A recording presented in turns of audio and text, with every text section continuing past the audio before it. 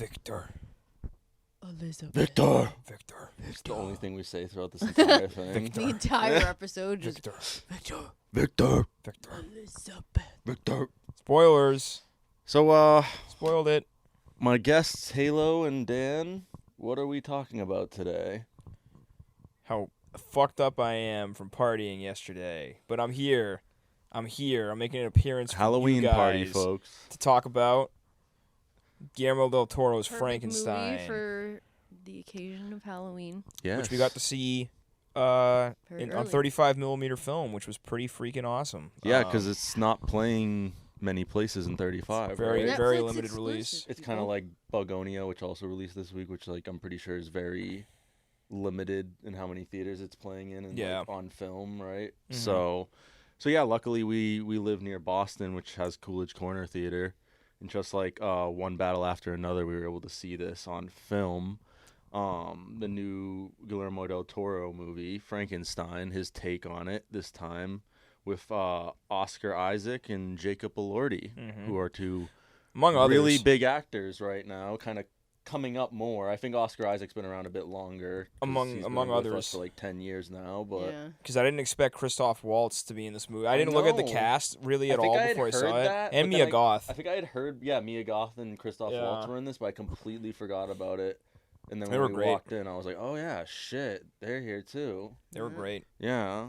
Mia Goth. That's a cool last name. Just saying. Yeah, it is Right. cool. Yeah, and she's she's a pretty really good actress too. Mhm. So I know people were really excited to see her in this movie and kind of see what she brought to the role and everything. Because this is very much based off of like the book version, right? It's probably like one of the more faithful adaptations of the original novel that I've ever seen. I think I had seen that with like the interviews like before this came out, like where he was saying it's one of his favorite novels and like Yeah. some of his favorite movies and stuff. Like he's always wanted to take his crack at doing Frankenstein, Guillermo del Toro. So And right off the rip, I think he did a great job yeah, I mean, overall. I think like Agreed. I think the thing I like to address first, like especially in things like this, which I think all of us can agree is like really good, like might as well get through like the negatives first, right? Because it's like Yeah. there's not many of them. There's for me. less less negative stuff. And Not even negative, just things. Was there anything that stood out to you that was negative, Haylo? Put me on the spot like that. I don't know if I'm spoiling it though. If I'm gonna say this. Well, you want to think about how you want to phrase it. Unless it's like It something. was long. It was really, really No, long. that's not a spoiler. No. Oh, Okay. yeah. Yeah, anything like that. Or It like was super, pacing super was- long. What was it, like Yeah. 2.5 hours? Yeah, Yeah. me and Chris had the same thought because like when it was broken up into two parts, like when it Yeah. finally got to part two, I had Chapters, the exact right? thought where I was like, "Holy shit, we're halfway through this movie? Are you kidding me?" I That- feel like I it's don't been, know if like, that was over an exactly hour. halfway. I don't think it was. I don't think it But- was either, but yeah. like it's like I said, like in reality, but I think it just most felt like people- it though. I was like, "Damn, I feel like the first part of it was so Yeah. long." I was like, "Wait, it was. we're only It does the take up a second part." significant portion of the movie. It feels like Yeah. like upon watching it for the first time because like It's I one don't of know those like things where it like plays the ending before it plays the beginning. Yeah. Like, basically just did Which a is full how the- circle moment. Which but is how the book is written. really. Yeah, Yeah, that's that what- With that's what Adam had told me. Our friend Adam. yeah, that He had said that that it's like very. It sounds like it's very faithful in that regard. that opening scene of so this is a very minor spoiler. Even kind of the Um, chapters is kind of like the book too, Yeah. right, or you're something. dipping a toe into the spoilers. Just a dipping a This toe is- into the this is spoilers. Basically, the opening minor scene of this spoiler. movie is the opening scene of the opening few chapters of the book. High Clips. Clips. So you have been hiding up there. Special guest appearance from Mr. Eclipse. Clips. What do you have to say about Frankenstein? nice. That's adorable. Good entrance, bud. Well, yeah. Now we have Clips with us, but he's gonna be banished upstairs because he's not supposed Look to at be him. He's like, down "No, I here. have to talk. I have so much to say." Well, I'll wait. Do you want to wait? Was that? Shall Yeah, I'll we wait. wait? I'll wait a moment. I'll say in the meantime before I get to Liam, my you main should put point. in this podcast, and now I'm gonna say it on the video. Just put like a video that's like, "We will be right back." Little like jingle. Doot, That was so funny how he just popped that because I figured he was down here because I just saw him. because and he Cinna was like, somehow got down here, and I was like, well, that means Clips is probably down there too. shut the basement door. It was Liam. No one else went downstairs. He blew it. You blew it. Just thought we forgot to put this in Oh, the poster in the background that we got. Yeah, it's very. I liked it a lot because it Long actually hair, says Jacob like Elordi people. it says like exclusive 35 what? millimeter on it, which is awesome. Leon, that's something else I couldn't get over. Is Just long it being hair, El- Jacob Elordi. Yeah, Elordi. I don't know how to. Elordi, I don't know exactly how to pronounce his last name. Elordi? It's probably as simple as I'm thinking it is. I think he says it in his Australian accent.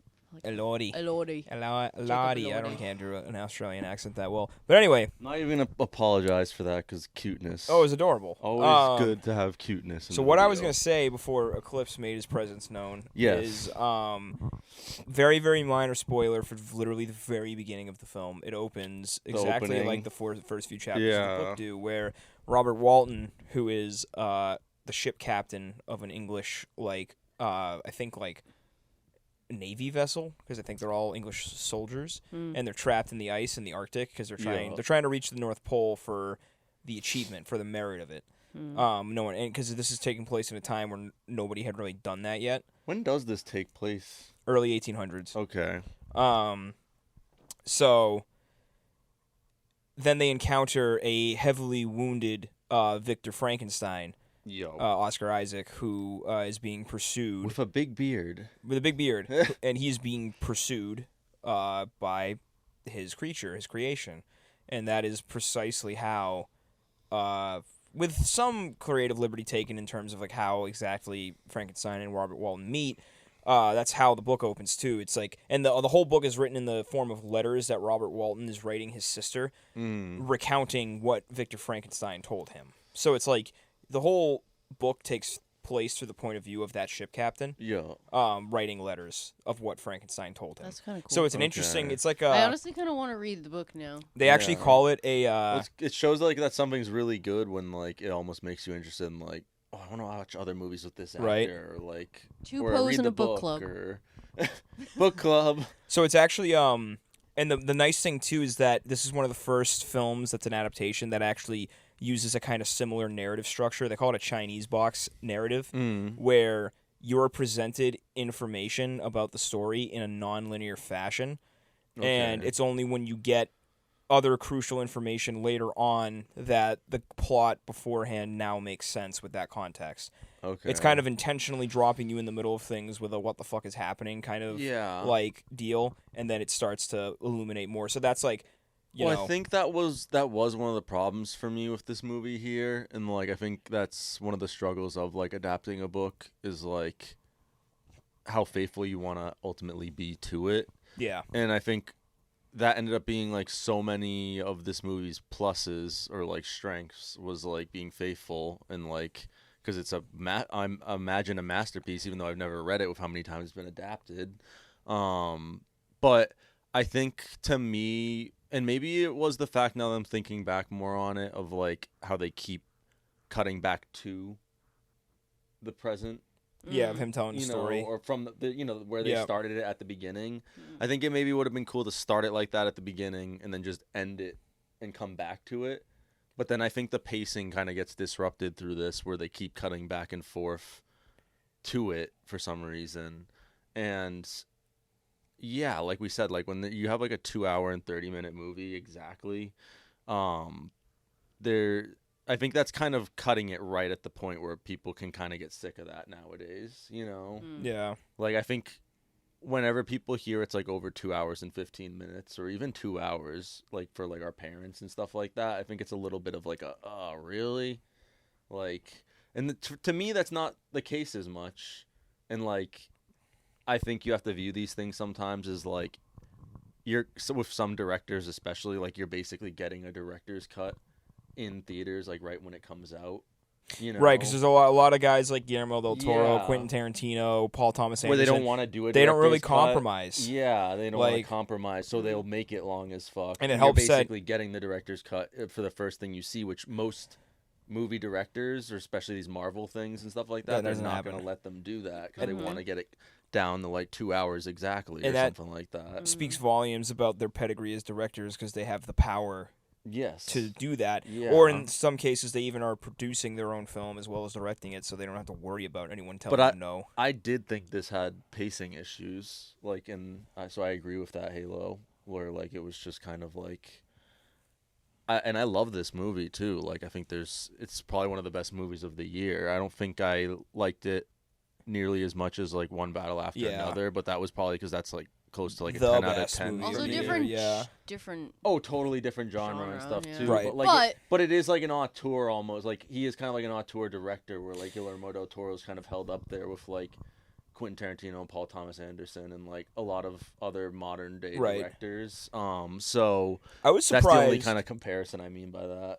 I was surprised at the amount of action in this movie. Right? There wasn't really like a ton considering its 2.5 hour runtime, but there was like probably 3 or 4 When there was scenes. action, it was like, whoa, this shit's intense. It was like 3 or 4 really that was pretty long action scenes. Before we get into the spoilers of it, definitely a literally it plus. had me at points. Like, I was like, whoa, It is yeah. very much R-rated. This is the goriest Guillermo del Toro film ever, I was think. like, Yeah, "Jeez." I haven't seen all of his movies, but yeah, definitely the goriest one I've seen so far. Because all his other films that have some The gore are Hellboy was, usually like PG-13 fantasy and violence, stuff, right? Oh yeah. Yeah, so. But that's all fantasy violence. Like when monsters like Yeah. pop and stuff, they don't have red blood. That's how you get away with it. They're it's like- clearly CG Well, characters. there was a lot of like, detail. It wasn't like, especially when he was Yeah. like I building. think it's because his like Frankenstein, creation. Like, that Frankenstein was is so much like graphic. body horror, like the character itself, that Yeah. like they felt the need, like we need to have some really like gruesome kills, like where he's like literally doing some body horror to someone else, basically. Yeah. Like you said, he he's straight up does some like mangling Mortal Kombat animals. finishers. Yeah, Mortal Kombat fatalities to animals and people in this. So if you're squeamish, be prepared for that. But Yeah. it goes by. It's pretty quick. They don't like hang the camera And, on it like- for too long, right? And like Haylo, well, they do in the like Haylo was saying, they do in the scene where it's like the build up to him actually creating the creature.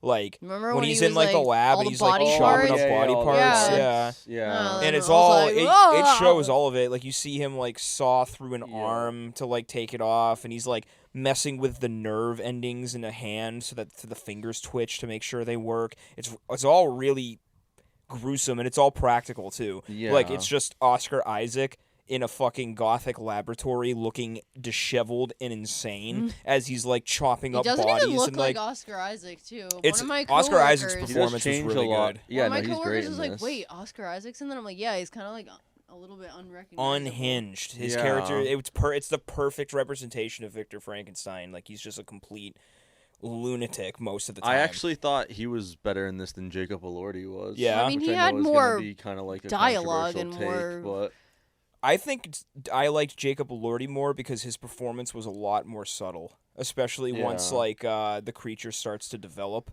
And I thought have, he like, was a good, but personality. like I feel like a lot of people are gonna feel like how you feel, but like I felt like it wasn't super subtle, and I feel like it kind of goes in that like argument we were talking about a little bit before this, where I'm like, I feel like this did borderline go that route where like people have how we talked about how there's been controversy in Hollywood where it's like people playing like kind of like a mentally challenged sort of character, like going way too much into it. And like I felt like this kind of like borderlines that a little bit for me with his performance, where I was kind of like, have you ever this seen is going like a little hammy for me at points, like where it's kind of pushing it into that realm a little bit, not fully, but like I said, Have to you I ever was like, seen, like- maybe that was the sort of interpretation they were going for, but like have you seen like clips of people who are like have like developmental issues as if though like not necessarily like handicapped Yeah. but like mentally their age is not the same as everybody else, like a 20-year-old man that Yeah, has yeah, the no, head I of know. The like, brain, of like a a Yeah. 3-year-old. Yeah. Yeah. They act like that. okay, Like they make those kinds of facial expressions. Like like the scene in particular when he's like this is also not like a huge spoiler. There's just a scene where the creature is in the forest at one point and there's a deer eating leaves off a bush, and he goes over and he starts taking leaves off the bush and he starts feeding the deer, and the deer's eating like leaves out of his hand, and he kind of does like that bashful smile and looks away, yeah. and it's like as if he's like finally happy that something just like treated him like normally. Yeah. You know what I mean? And it's kind of like it's like a little kid when they would do something like that. Yeah. And that's how I view it more, is almost like he's No, a and- child trapped in this like And that's like I said, like I feel like tall, I'm like, gonna be superhuman like body. I feel like I'm gonna be very like limited on that, but like it's a fair interpretation. it though. almost seems like one of those things where I think it's mainly how they go from that to him becoming the intelligent Frankenstein and everything. which is another Where- thing that makes this movie unique as an adaptation, because pretty much across the board, all adaptations never explore that side of the creature. He just stays just a monster? pretty simple throughout the entire thing. Yeah, I know you're right. Yeah. But in the book, Yeah. Traditional Frankenstein. but that's not even traditional. That's not like even traditional, that got but like flanderized by Hollywood, because in the Yeah. book he ends up like reading like Paradise Lost and like all these other books, and he becomes Well, I will super say eloquent. this, even you're totally right. They haven't done that much in Frankenstein movies, but wouldn't you even say like the dumb version of Frankenstein is like definitely the interpretation of it is very different in this movie than other movies? Oh too? yeah, well, yeah. I think they were trying to get a different point across. Yeah. there, Absolutely. So like I feel like it, and I don't know how to describe it. Do you- I don't know how to but describe basically, it. You know like, why- how dance it's like a baby. Do you- It's do you- like, I know, yeah. but like Yo, I just mean my Leon. feelings about Oh, it of okay, like okay. was that too? Did it feel too goofy for me almost, or like like I'll that say- sort of thing? Another reason why I think I interpreted it that way is because I was looking at the creature's behavior in the context of Victor Frankenstein acting like his abusive dad used to Yeah. act towards him, Yo, towards what is essentially his surrogate child, yeah, because he created it. And so Yeah. he's also like, and the reason why the creature wasn't like learning while he was in the tower, I think, is because you see this in real life too, when kids, like very young children, are treated like the way the creature was, they developmentally regress. Yeah, They don't- limited, they don't- limited language. they don't and learn motor skills when they're like, not it's given basically, love yeah. and affection. Yeah. So I think Yeah. that was kind of like also a No, I sort think- of a sort of insight into that kind of dynamic of like an abusive like father-son Yeah. relationship. Oh, for sure. This is what I'll say. Like, I feel like maybe this is what it is for me. Generational trauma Is I because feel his like dad this was movie abusive. was tackling a lot of things like that. Yeah. Like, so many different things. And I think what it ultimately comes down to for me is, like, they didn't do it poorly, but, like, I almost felt like some of these things felt a little too, like, That's fair. rushed or fast-paced for me. Like, That's fair. with getting from, like, point A to point Z. Right. Like, the development of it all, I guess, of, like... I know you said like right after like, the I wish- film. I wish there was, like, more of, like, a point of, like, you felt like it was A, B, C, D, E, F, G, Right. all of the all of the letters, not just A and then seeing Z. Right. Because that's what I kind of felt like with his development a little bit. You might like the book more than when you read it, because like they do, especially that Yeah. period of time where he's kind of like living in the woods. Yo, They do actually devote a lot of time to like exploring like what so they kind he of was up rushed to through in that that. a little bit. Kind of. I think that was like probably artistically the best choice for this movie, Mm-hmm. is to kind of not so much like jump over it, but just not Briefly. linger on that area It for would have too really long. slowed it down even Yeah, more. 'cause like it's, I think you right get in the the point middle, across kinda. pretty quickly. Yeah, it's Like yeah, okay, he he's- learned how to be human by watching this family through the hole in the wall. No, that's Like, fair. But like, yeah, I don't know. Maybe I have to. I really want to see this again. Like, I'm Me too. probably gonna watch it on Netflix, not Right, in when it theaters. comes out, But yeah. but like, I want to see how I feel about it. Like seeing it a second time, and I'm also curious with just how long this was and everything. If there is gonna just be even like a director's cut or something. Yeah, I don't know. I mean, I think you hit the nail right on the head where it's like it's Guillermo del Toro we're talking about. I don't think he really. He doesn't really do that. I don't think right? I've ever really heard of like Yeah. a director's cut of a film of his, because No, that's a good point. he doesn't really compromise. If he thinks the scene should be in there, he's gonna put it in there. Yeah, no, Um, I think you're right. Like, I don't think I've ever heard of a Guillermo del Toro director's cut. It could exist, but I think for the most part It's he's rare. been consistent about just being like, nope, this is the film I want to make. I know like Yo. Hayao Miyazaki's like that too. There's no such thing as a director's This is cut of a what- Studio this Ghibli is film. my plan. So what did you guys think of some of the other actors in here, like we briefly mentioned, like with Christoph Waltz and Mia Goth. You had Charles Dance from Game of Thrones in here. As our buddy Harrison said, Charles Dance and Christoph Waltz playing Charles Dance and Christoph Waltz. But the thing is like that's not a bad thing, because they are just so good Yes. at what they do. Like the Well, character. You've seen him play this sort of kind of character before, almost. Right, like Christoph Waltz's like mannerisms, dude. He's like playful, kind of. Almost. Yeah, exactly. And then Charles Dance is basically just a different flavor of dickhead. Tywin Lannister. Yeah. Like, which is great because Dickhead like it sitting worked. At, like some table being like Disappointed Tywin, in his basically. son. Yeah. Like, oh, I've seen this before. Yep. So but they were great. Like don't get me wrong. Even though it's like they're kind of staying within their niche. Charles Dance pretty minor too. Yeah, right? he was barely in it. Yeah, he's barely in He's it. in, like, Christoph a Waltz handful is of in scenes. Like probably the first, about 70%, yeah, like half, right? like 60%. Yeah, he's in like half the movie. So yeah, if you're looking for Christoph, you know, He's great. You're getting Christoph. He was so, fantastic. We know who the girls are here for. Jacob or Mia Goth That too. or Christoph Waltz. No. I know the ladies love Christoph Waltz. The ladies love Christmas. Well, not for nothing. I feel like Elordi, I feel like there's a lot of monster fuckers out there who are probably gonna be very, very happy with Jacob Elordi's performance as the creature because they do. Bro is like aura farming a lot in this movie, like without really giving it away. There's like certain shots of the creature that I'm like, look at him. Like there's that one. It's actually near the beginning of the movie when he's just like standing like a couple 100 feet away on the fucking ice, and he's just like a silhouette against like the starry night background sky, and I'm like, look at him. Just standing there aura farming, like looking badass in his long coat with his long black hair. I think he's like 6'5". He's so tall. He's very, very tall. And then, like I said, they did a lot of good forced perspective stuff with him next to Oscar Isaac, who's pretty short. So, like, they didn't have to do too much. Yeah, no, definitely. But they make Jacob Elordi look like he's 2 feet taller than Oscar Isaac at all times in this movie. It's really well done. But yeah, did you think that Mia Goth was really good? Jacob was the best to you? I just really liked this interpretation of the creature, and I really liked his performance of the creature, especially after when he started to learn language and stuff. Yeah. Like those scenes, I think, were some of the strongest scenes. Yeah, no, I think as he progressed, like I liked it more, and especially because like he brought like a Shakespearean vibe that I think fits the creature's monologues in the book so well. Like when he's, and I don't want to say any specific scenes, but there's some scenes where the creature is being very expressive about his like how he feels, and like he finally has the words to put out like what he's been feeling, and he like you can sense that it's like really emotionally charged, like, and it's like a very, very. It was very powerful, all of his scenes with Oscar Isaac. I really loved all their interactions. Their chemistry was fantastic. Oscar Isaac a lot.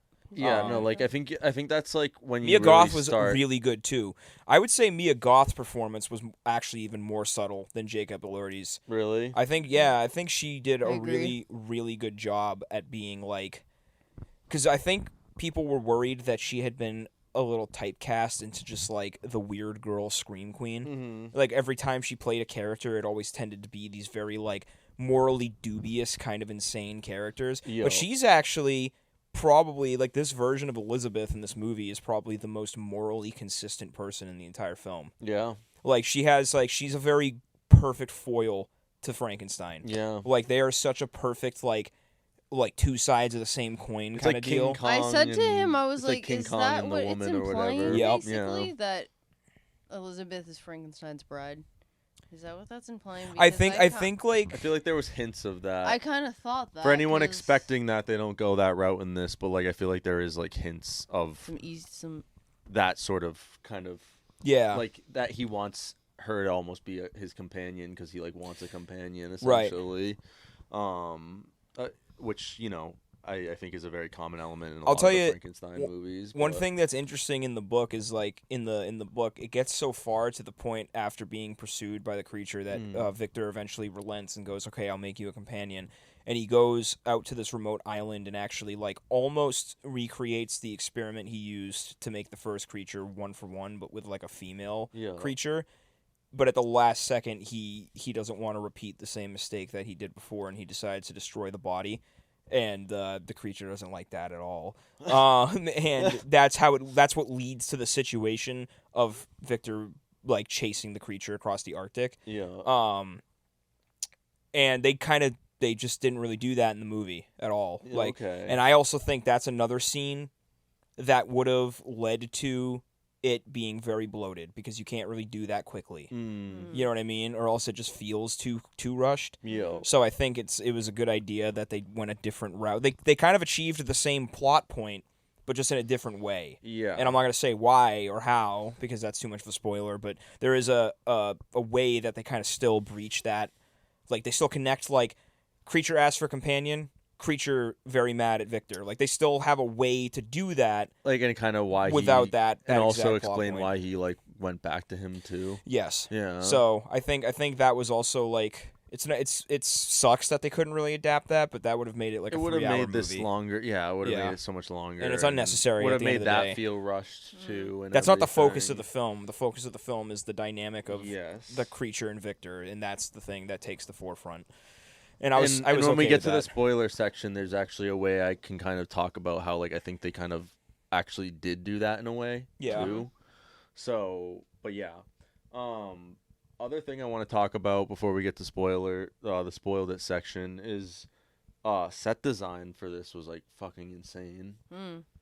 Like, Yeah. I think that's like actually the star of this movie. And that's Guillermo del Toro, baby. Like, all those the mixture of practical and CGI in this movie and the visual style is Yeah. dripping with Like coolness. his laboratory where he creates so Frankenstein awesome. was Dude, that so shit, I was- crazy. Just the castle in general. Yeah. I was It fucking feasting on sick. it, dude. I was sitting there looking at it, and I was like, this is beautiful. No, Like, yeah, that's literally like Where they decided the yeah, it's draw just- of this yeah. movie, especially if you're gonna The decide to see gothic- it in theaters on film like we did. Like, it's just the gothic crazy. Victorian aesthetic Mhm. is Yeah. just of the city too. It's not just like his lab and other places Oh, like yeah, that. Like yeah, like when they're in you know, different parts of, like, because I think a couple scenes are in Bavaria, because that's where Victor Frankenstein lives in the book.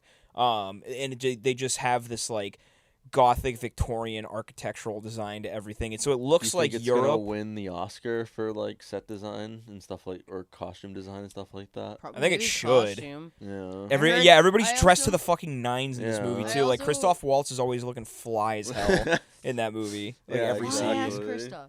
I heard it took for the prosthetics for Jacob Elordi. I heard it took 11 hours. In total, so like Yeah. getting in and wasn't it, then like, later 8 getting when out. It was just like It- the when it face was and the when it hands. was just the wherever you put the poster. It's right there. Because that only took like 6 or 7 It hours. looked so good. I'm like, only? That's a long fucking time. and another, 11 hours. and that's another thing too, is like Jacob Elordi's like appearance as the creature is like also almost 1-for-1 with what the book like. I mean, there's a lot of interpretations because like Mary Shelley never really. I think there's an illustration in the 1831 edition of the book, Mhm. which is like a revised edition. But it's still just like an artist's interpretation that Mary Shelley just said that looks good. But like other than that, there's no real like official stance on what exactly the creature Yeah, looks 'cause like the take besides is- the how take is Victor so describes different it. than other ones we've seen too. It was just more like, I don't know what the right word is. but it for fit. Like, where it wasn't one of Have those you ones where seen- you were did like, you see Nosferatu? Yes. yeah.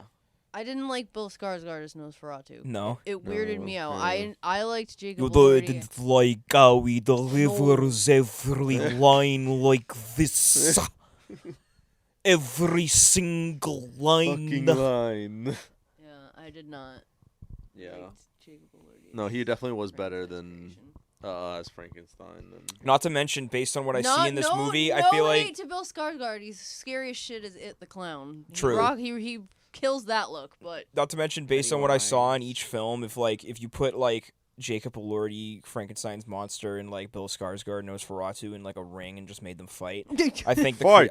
creature I am would. going to fuck I think you the up. creature would fucking body Count Orlok. Honestly, like he probably would like break him over. Just He'd break him instantly. over his knee like Bane, dude. Yeah. Like they made him so much more intimidating. Yeah, he was scary as shit. like Count Orlok's not intimidating scary, in a different like, way, look but wise, yeah, just Yeah. intimidating. Count I was Orlok's like, a my bitch. God. the sound design, that's another thing I wanted to talk about. So that's spoiler free. There's a lot of scenes where the monster roars.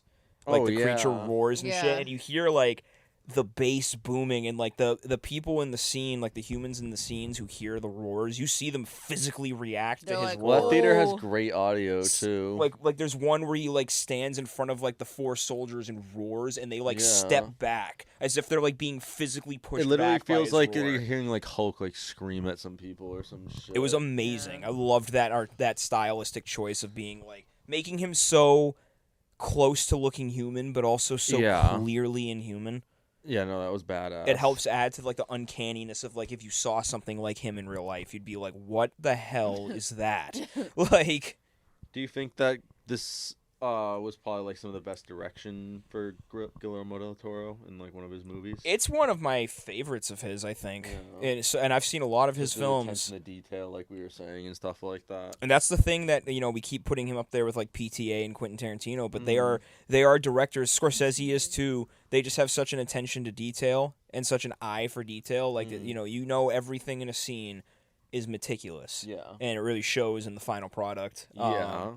I think all the cinematography was beautiful. Obviously, like you said, the set design was pretty much god tier. Like some of the best like visuals you're gonna see in a film. I think like it's kind of interesting and a little sad, but like it's I think it's like good that it's at least a slight compromise. But like I think this is like what we're gonna start seeing with like these directors more and stuff like that. Like because like notice like we've gotten like Richard Linklater and like Guillermo del Toro and some other directors doing like all this stuff on Netflix, Martin Scorsese for Apple TV and stuff like that, and it's like so many of them have already moved to doing streaming because it's like they make amazing movies and they get great reviews, but then they don't like make any money, or like they just make back basically what they did at least or whatever, which so is hard to sustain that. Exactly. So it's just like I think we're gonna even see other directors like that Once Upon a Time in Hollywood sequel coming out is supposed to be a Netflix movie.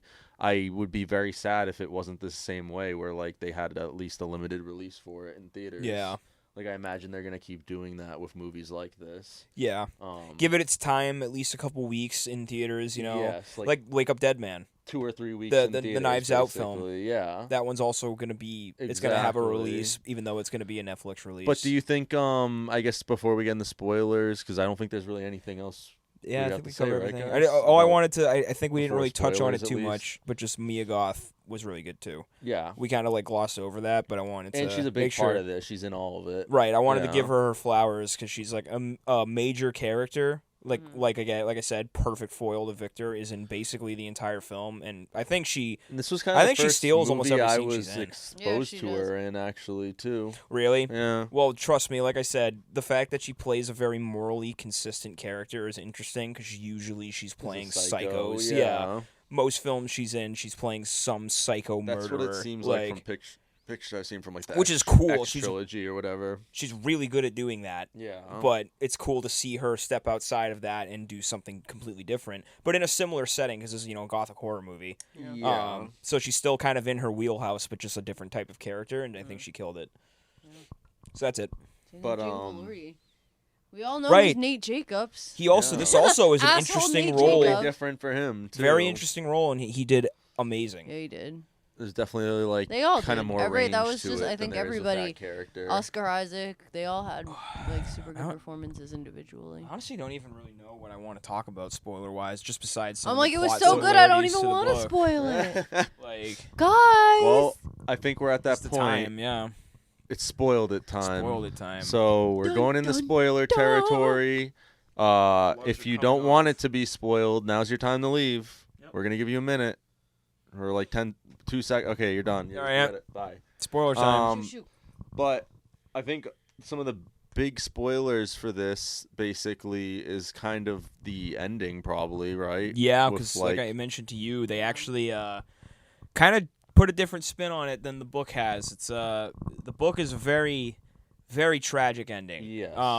So after he decides they that he's more not hopeful with this. Yeah, after Victor decides he's not going to make the creature a companion in the book, the creature responds by killing his little brother deliberately, which does not happen in the movie either. His brother Alex dies accidentally. Remember when he gets like bumped by the creature and he hits his head? Oh yeah. Yeah. In the book, the creature in the book also Alex is like 20 years younger than Victor and is a child. So in the book, William, yeah. In the book, William is is a child, and the creature kills him out of revenge, and that's what causes Victor to start chasing him. Yeah, because he's like a child. That's what causes Victor to start chasing him down in the Arctic, like we see. Okay. So it's different in the movie. In the movie, that is interesting because then Victor, you're like, what why was he chasing him then?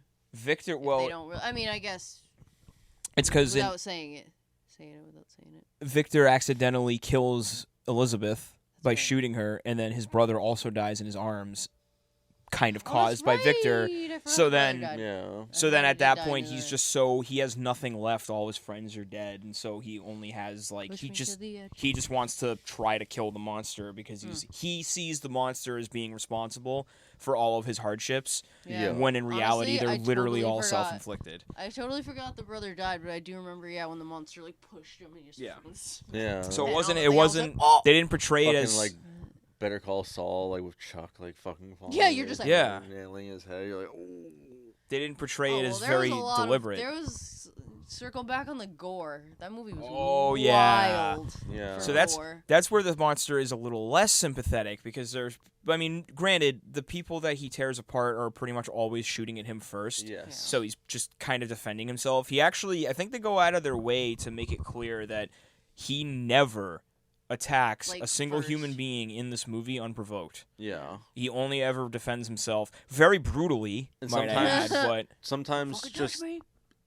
defends himself after being shot like multiple times. and yeah. shit, too, Sometimes he so- just tries to get away and Yeah, can't. exactly. It's like, well, I guess I'm gonna have to defend Yeah, myself. so, otherwise I'm gonna like- just keep getting shot. This doesn't feel good. So But in the movie or in the book, the monster like decides at a certain point that violence is the only language humans speak, so he ends up being very deliberately violent, I said, fuck it. which is essentially.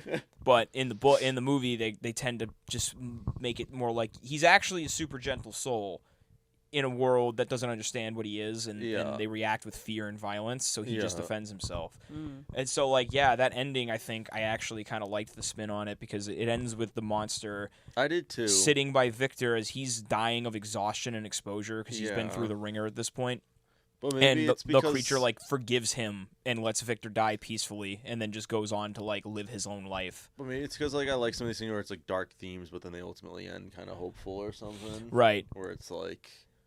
And But it's- it didn't feel forced or anything either. Like it felt like it was earned. And coming back to what we were talking about I feel like there's so many parallels of generational trauma. Mm-hmm. It kind of closes the book on that because with the creature forgiving Victor and Yeah. letting him die peacefully and absolving himself of any guilt too, Yeah. it kind of is showing the creature healing that generational trauma, Yeah. refusing to let it also define him, Exactly. which is again a completely different take than the book takes. No, it is, but I think it's it shows that he was willing to make changes where he thought they were kind of needed, or at least with an interpretation that other people haven't done before either. And although it might be kind of Since it's been adapted so many times. I feel like sometimes it can feel overdone, the creature that isn't human is actually more human than everybody, or it's it's kind Yeah. of Superman coded, you know what I mean? Yeah. He's a Kryptonian, yet he's the most human of everybody. Yeah. That's kind of what they do with the creature is he showcases a capacity for understanding and empathy that Victor himself never even had. But I think And the he's a time frame this patchwork takes place golem. helps that work a lot more too. True. For him being just this outcast that people don't really understand. And Yeah, 1800s and being Europe. scared of him and everything. So I think it works a lot more for it too. Did you like the ending, Yeah, Halo? I did. Yeah. I thought it was good. I was like, no, you should kill him. He was a dick. to me." He was. They do Kill like. Oscar Isaac. I mean, Victor in the book is not Just while he's portrayed. laying there on that bed dying, just like, go. Victor in the book is also not portrayed that sympathetically, but they go out of their way in this movie to make Victor just appear to be a completely unrepentant asshole. And Oscar Isaac plays the role well. But he also is they do well to showcase how he's kind of like a narcissist because he just has this self-absorbed mindset, but he's also very charismatic. So and he does he does care about people. He cares about his brother. Yeah. He cares about Elizabeth in a weird way. He cares about all these people, but he's so absorbed in his own head that he lets that get in the way. No, exactly. Yeah. And it's a perfect representation of a textbook narcissist because that's exactly Yeah. what they do. No, exactly. It was a lot different, but it felt like nuanced with how they kind of did it and everything in this for sure. There's scenes where you really feel bad for Victor, even though he's such a Yeah. piece of shit. Like Yeah, you don't really exactly. feel bad when for his him. leg got like Yeah. blown off, and he's just Yeah. like, "Ah," and you're just like, oh my god. No, like it's like you I know said, it's he all played- self-inflicted, but he you played still feel it bad. so well where it's like you knew he was an asshole throughout all of this, and you're like, wow, he's being an asshole. But then there was points where like it was very. I think because he's basically the villain in this, so it's like I think we're so used to seeing like the villains almost being like mustache twirling and shit like that, and it's like he was like seemingly No, he he was thought just what he straight up was psychotic. he thought what he was doing was fine. So like I think that like you kind of got a sense of that, even though you knew so much of what he was doing was wrong and stuff like that as well. Another reason I think this movie's a great adaptation of the original book is because one thing I think it was interesting you said he's the villain because in the classic literary sense, he's the protagonist. Yeah, Because he's the first character we're introduced to. It's No, and he his kind of it's is in his this, journey and too. struggle that we're At first, following yeah. At mostly. first, yeah. And in the book, the book is well regarded for being like a work of early like He's just in- jealous. like Well, maybe it is English that there's fiction. two protagonists basically, and it's That- following the whole generational trauma kind of aspect you were saying. So as I was saying, the book is known and well regarded for being a book where you can interpret either the monster or Victor as the antagonist or protagonist, depending on the lens you view it through. Yeah, And this movie, I think, is pretty much the exact same way. Like, depending on whose point of view you view it from, either one of them can be the antagonist or protagonist. Like, and that's like that just highlights, like you said, the complexity of their relationship. yeah, Because like they're kind of the villain in each other's story, and the whole point of the movie is them finally bridging that gap and just acknowledging that neither one of them really wanted to hurt the other. Exactly. It just ended up like they just made the bad choices. No, what I think it is, it's basically exactly what you said, but it's that they're both the protagonists, but they each think each other is like the Right. antagonist, essentially. Exactly. You know what I mean? So it's like that's what makes it so clever. Like that's what makes it work. And the so book's well. written just like that. So the fact Yeah. Del Toro was able to capture that kind of same That's a feeling really was good really point, cool. and I think that like adds to like why this is such a unique and like great movie to like see and everything, and why it's gonna hold up so well. Makes like, you think like about I it. said, I'm excited to see it again when it comes out Same. on Netflix on November 7th. I can watch it from the comfort of my couch. Mhm. But I guess Wearing probably this exact same outfit because you look cozy as hell. but there was some Comfort, other guys. character deaths, and that was one of the other things I wanted to Christoph address. Waltz's was crazy. Christoph Waltz was nuts. his his character. So He Splat. just fell down that hole, right? Yeah. yeah, he actually doesn't die in the book. Really? Yeah. What the heck? At least not like that, I don't think. Like that was completely different. Really? Yeah. So did he not have like cancer or whatever he had in the book too? No, I don't believe so. I don't think it was cancer. It wasn't? It was like, didn't he say like, I don't know. Oh, it was syphilis. Syphilis. Oh, yeah, so yeah. it was syphilis. Which is honestly almost worse at that time. Jesus. Like, Okay. because it just drives you insane. Like, you just end up becoming like, no, literally, like it ends up making it so you just like it's becomes And then turbo he just Alzheimer's. comes at in one at the point. last minute, like, "Hey, so remember that favor you said you'd do for me? Put me." Oh, in that the was body." actually. I remember the theater fucking roared out laughing in that scene, like because like he. Oh yeah, when he was like, put me in His- the body, and he was like, No. no. There was the whole- so the whole concept is like this guy heard of Victor There was kind of some Frankenstein's comedy like in this too, which we didn't there really was. talk about. Yeah, there was really good bits of comedy Yeah. actually that landed. It was mostly Oscar Isaac. but it's still a very like serious film. It yes. just had like that's Little- what I like with Little things bursts, little where, bits yeah, of just like funny, like Kinda like almost a black little- humor yeah, too. because you would Yeah, never no. tell someone this is a comedy No. like when you describe it, but there Frankenstein's is a elements comedy, of guys. comedy, or there's Total bits of comedy in there, which But yeah, when he's like, "I movies want do you to that. put me in the body," and he's just like, "No!" Yeah. And he starts Absolutely starts not. running away, and he's chasing him. He's like, "But you probably have a fight." He's like, "No, I'm not doing that. No, we had no preparation time. Like that's not happening." But just like the zoom in on Oscar Isaac's face and the way he said no, Yeah, it was like- everyone in the theater started laughing. It was hilarious. That was funny. And that was like one of like you said, one of the not very common but occasional bits. And I think it's Yes. pretty much always Oscar Isaac. Yeah. Like he had the funniest moments in the movie He by did. far, Yeah, and it's well, just and most And of that it comes makes from you him like being a him narcissistic more, asshole. even though, like yeah. you said, that or like we were saying, like he is an asshole. He's a piece of his shit. character makes you laugh, but you've and that laughed at him, immediately too, makes and you go, stuff. "Oh, I like Yeah, this guy." Exactly. And then you're. And you know what? And then he makes you be like, oh fuck. I hate That's this probably guy. like the dynamic that the characters in the movie have with Victor too. That's probably why people like him so much, because he's such a charismatic and likable guy. Exactly. But he's also just got like screws loose. You know what I mean? Like, it's such a really nuanced writing, really nuanced take. And that was probably why they decided to also do the, like, even though I didn't personally like this, because I just felt like it was one of the things is that, like, it didn't really take points off for me, but it was definitely like, because I now I can describe this too, even though it probably wasn't even really a spoiler to begin with, but I remember with how they were like chapter 1 and it was Victor's side, and then chapter 2 it was Frankenstein's side.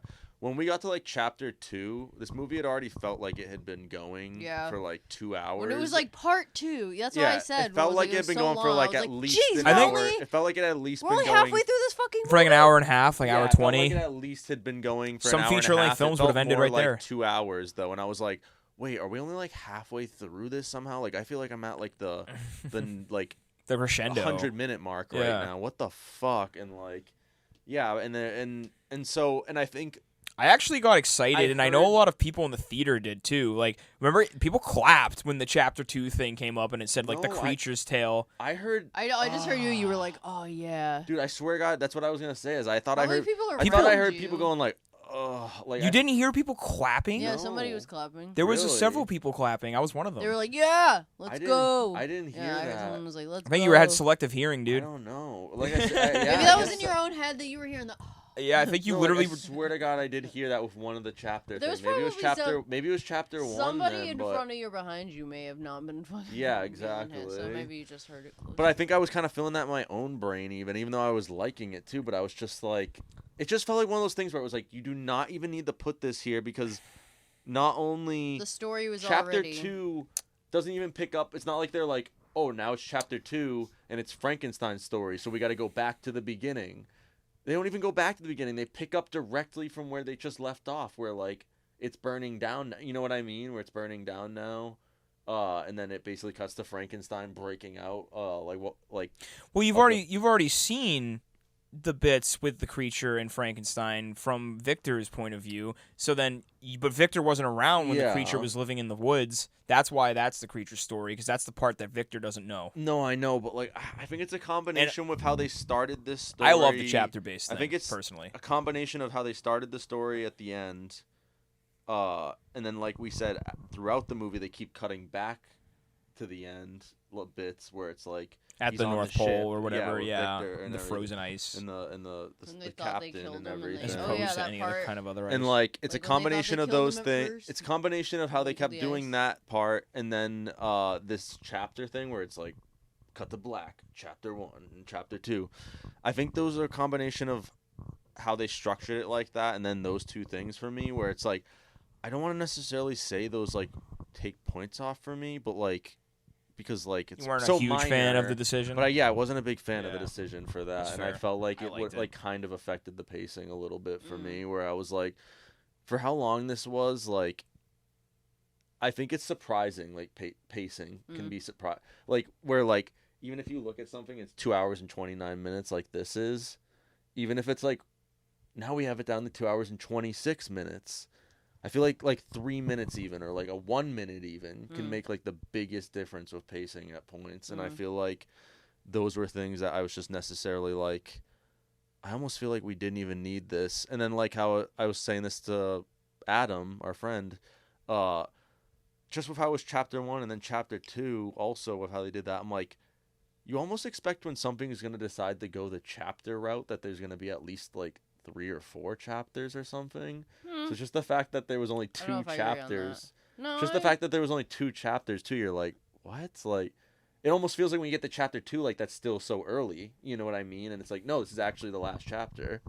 And it's like, I mean, okay. It's only talking about 2 characters though. No, I know. Mia Goth and Christoph, they were like major characters, but not major characters. Yeah. They're not like the dual protagonist thing. I understand it was probably, and that's like what we had addressed earlier of like, because chapter 1 is basically Victor and chapter 2 is Frankenstein's monster. So it's just like, I understand that's probably the decision why they decided to do it and from each person's perspective. Right. But like, with how much like they focused on Frankenstein still in the in the Victor section, but you know it was but it was because it was through Victor's perspective and he was like seeing Frankenstein and stuff. Yeah. I guess it was the way they filmed it or whatever, but like it didn't seem like it still seemed very focused on Frankenstein's monster, even in those Victor Frankenstein sections. And then even when they're in the Frankenstein section, they still cut back to parts with Victor, like especially with how they keep doing it in the future too, like we were saying. So I was like, this is one of those things where, like I said, like it almost felt like you didn't need this because like if you're gonna go that route where you're like, oh, this is this person's perspective and this is this person's perspective, I feel like if they're gonna be a lot of interaction between those two characters that you're deciding to do 2 separate chapters of, it's kind of pointless. Like it would make more sense if you're gonna do 2 separate chapters and it's because this person decides to go left and the other person decided to go right. You know what I mean?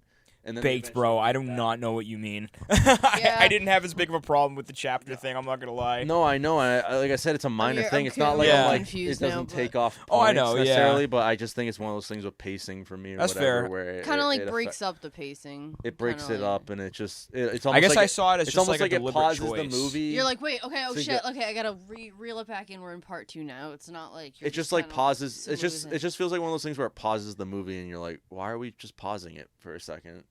And like I said, if they were even gonna do that with how long this is, or if they wanted to even make it a little longer, fucking add an intermission or something for those parts or whatever. 5-minute intermission. That would have been guys. cool. Yeah. And then it's like, come back for part 2. Yeah, exactly. But like, still- Like I Kill didn't- Bill will have. I didn't hate it. yeah, I didn't exactly, love like the it. Kill I Bill wasn't like, Cold Bloody is gonna have. just ruined the movie for me, obviously. I thought it was a Exactly, great and I'm the movie. same way, but like I feel like my biggest issue with this movie was pacing, and that was one of the things where I feel like when I was thinking about it in retrospect, I was like, I think this is part of why the pacing is hurt a little bit for me. That's fair. But yeah, I think Overall, really no other spoilers, right? Yeah. We talked about the deaths. based on the reviews I've been seeing, I think it's like I think it's pretty in line with how I feel. Yeah, I think I'm like pretty much with the reviews. They seem like they're in like the high 7s, like low 8s. I'm pretty much there too. Yeah, it's a solid one. But the only other thing I actually wanted to say, because I don't think we talked about this yet, is with when they killed Elizabeth. The thing I was gonna try to say was that I think they were trying to do the Frankenstein's Bride a little bit because she was in the wedding. It's kind of like dress it's and kind of like everything. it's kind of like thought it's about definitely it. like a tongue-in-cheek like reference to it. You know, I think it's more of just like a shout out to that concept. But that's cool. You know what I mean? Yeah, I like it. I But like it how they wasn't did that. like in your face, like No. this is it. It was kind of like, if Yeah. you get it, you get it. Exactly.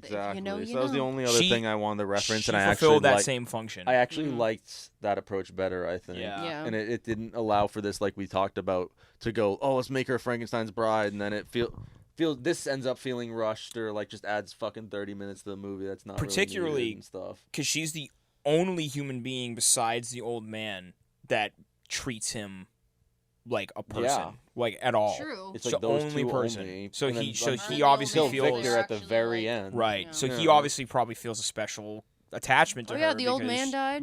Yeah, that was sad. Well, the old captain was pretty nice to him too. He told all his men to fuck off, even though he killed a bunch of them. Oh yeah, after You killed after like 7 of our men. You flung after one. hearing his tragic ass story, Yeah. they tried to kill him several times before that. The captain was also probably like, this guy's oink. Like, I bet if we let him loose, like he'll fucking This guy's punch oink. he'll punch the fucking ice or move the ship or something. He'll probably get us out. Superman-ass we're moment stuck at and the we're end gonna there. die. We're stuck. got you. If I don't, honestly, I'm thinking about it right now. Either we keep him here and he probably kills all of us, Or we're I dead let him anyway. go and maybe he sets us free. 'Cause Yeah. we're probably gonna die here anyway. We're So, stuck in the ice. Win-win, no matter But- what. But yeah, overall, I really like this. Same. I think if you're Go a big see it in theaters Guillermo if you del can. Toro, yeah, You go if can. you're a big Guillermo del Toro You're fan. only go gonna have a see couple it in weeks. theaters. Sit on your couch with some popcorn. Yeah, Yeah, because it'll be on Netflix soon. But definitely watch it. Find a way to watch it. Yeah, It's gonna be worth it. exactly. You're gonna have a good. If you like gothic horror, if you like Guillermo del Toro, if you like Oscar Isaac, you're gonna love it. Yo, 100%. Jacob Elordi. Yep. Even though I'm sure girls are still gonna love him. Oh, in yeah, this, dude. Even though Trust Even though me. It's kind of like not it's October, so they're- handsome Jacob Elordi like we know. It's it's October, so like you can get Beauty's in the you can eye get of a the little beholder. freakier Some this people might month. think he's handsome. Me, a goth character, Elizabeth thought he was handsome. Yeah, Yeah, yeah. yes. we're all about positivity up in here. on Two Pose. Jacob, you were still very handsome as Frankenstein. God, we love you, Jacob. We love you Here you go, Leon. We love you too, Ah, yes, Oscar. the thing.